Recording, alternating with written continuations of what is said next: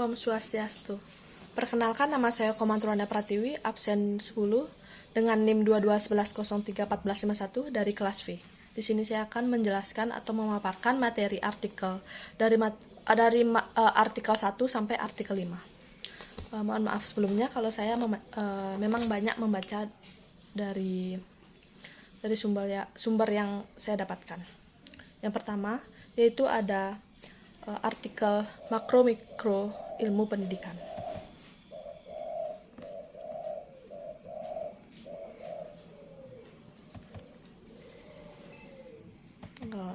Udah 40 detik.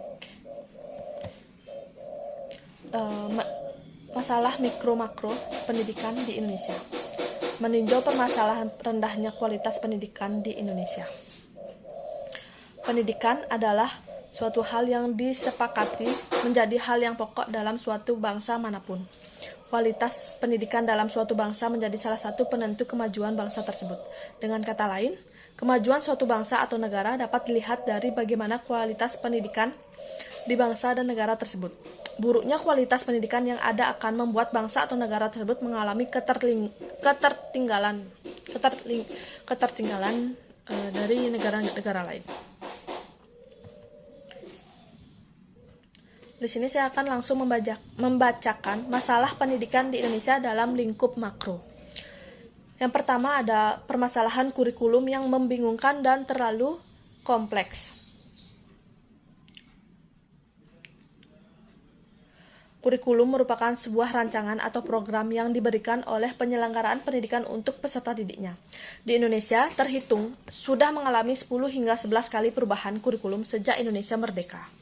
Tentu perubahan-perubahan kurikulum yang terjadi dapat membingungkan, terutama bagi pendidik, peserta didik, dan para guru, bahkan orang tua dan gurunya. Menurut Nasution, mengubah kurikulum dapat juga diartikan dengan turut mengubah manusia, yaitu pendidik, penyelenggara pendidik, dan semua yang terlibat dalam dunia pendidikan. Udah 2 menit. Saat ini di Indonesia menerapkan kurikulum K13 yang dianggap sebagai penyempurna kurikulum-kurikulum sebelumnya. Penerapan kurikulum 2013 ini diharapkan dapat menjadi kesempatan yang bagus untuk Indonesia dalam meningkatkan kualitas pendidikan dan meningkatkan daya saing agar setara dengan negara-negara lain. Selanjutnya ada permasalahan pendidikan yang kurang merata, masalah penempatan guru, dan masalah rendahnya kualitas guru. Dan satu lagi ada masalah biaya pendidikan yang mahal. Saat ini sudah menjadi rahasia umum dengan anggapan semakin tinggi pendidikan, semakin tinggi pula biaya yang dikeluarkan. Hal tersebut perlu menjadi perhatian pemerintah dikarenakan banyak masyarakat yang memutuskan sekolahnya karena biaya yang cukup mahal. Mahalnya biaya ini sangatlah membebani masyarakat Indonesia yang kebanyakan adalah lapisan menengah ke bawah. Tak sedikit orang lebih memilih tidak bersekolah karena biaya yang cukup mahal. Perlu diketahui bahwa biaya pendidikan yang mahal akan membuat ketidakmerataannya pendidikan di Indonesia. Selanjutnya ada masalah pendidikan di Indonesia dalam lingkup mikro. Udah 3 menit. Yaitu permasalahan pertama, yaitu ada metode pembelajaran yang monoton.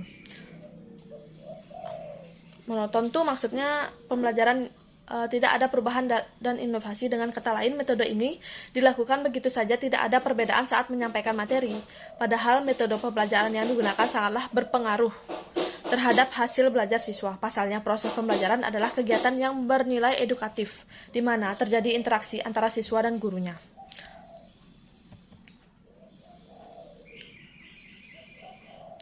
Solusi yang dapat dilakukan yaitu melakukan pemerataan pendidikan, meningkatkan kesejahteraan guru, meningkatkan mutu pendidikan, dan meningkatkan prestasi belajar siswa. Selanjutnya saya akan membaca artikel yang kedua, yaitu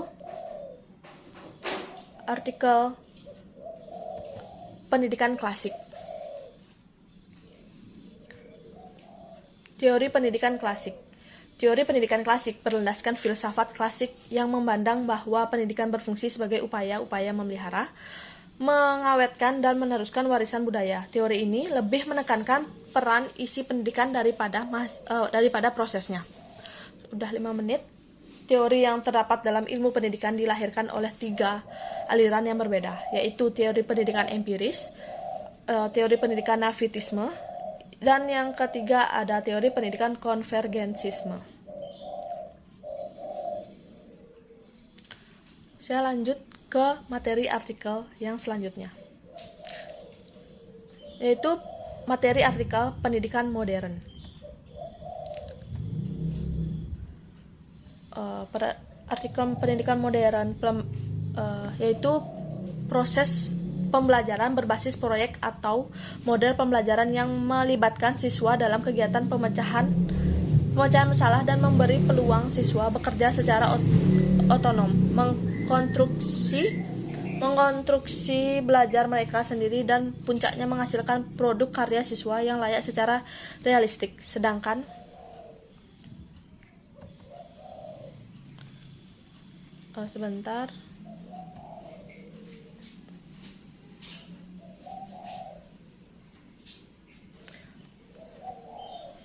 proses menyatakan bahwa pembelajaran berbasis proyek merupakan model pembelajaran yang menggunakan masalah sebagai langkah awal dalam mengumpulkan dan mengintegrasikan pengetahuan baru berdasarkan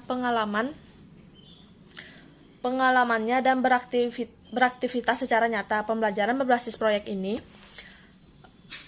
dirancang untuk digunakan pada permasalahan yang kompleks yang diperlukan siswa dalam melakukan investigasi dan memahaminya. Pembelajaran berbasis proyek ini sebuah model pengelolaan pembelajaran seputar proyek.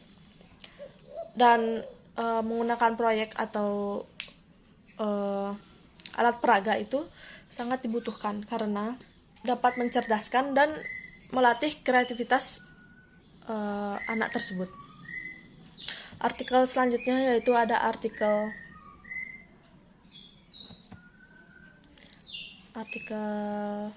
filsafat. Filsafat Pancasila dalam pendidikan di Indonesia menuju bangsa berkarakter. Udah 7 menit. Ayo guys. Pendidikan dilakukan oleh manusia melalui kegiatan pembelajaran. Dalam praktik pendidikan yang universal, banyak ditemukan beragam komunitas dari manusia yang memberikan makna yang beragam dari pendidikan.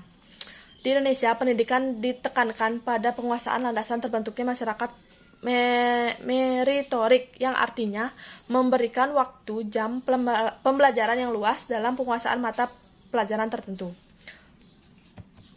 Filsafat pendidikan Indonesia berakar pada nilai-nilai budaya yang terkandung pada Pancasila. Nilai Pancasila tersebut harus ditanamkan pada peserta didik melalui penyelenggaraan pendidikan nasional dalam semua level dan jenis pendidikan. Ada 2 pandangan yang menurut Jumali perlu dipertimbangkan dalam menentukan landasan filosofis dalam pendidikan Indonesia. Yang pertama, pandangan tentang manusia Indonesia, filsafat. Udah 8 menit. Itu dah tentang filsafat Pancasila dalam pendidikan di Indonesia, itu artikel saya. Selanjutnya ada yang terakhir ada artikel sistem Among. Sistem Among, metode pembelajaran terbaru dalam pendidikan. Metode pendidikan yang digunakan Ki Hajar Dewantara pada perguruan taman siswa yang didirikan disebut sistem Among. Isinya terangkum dalam asas yang sangat masyhur, yaitu Tutwuri Handayani. Sistem Among memberikan kesempatan seluas-luasnya pada kemandirian siswa. Peserta didik didorong untuk mengembangkan disiplin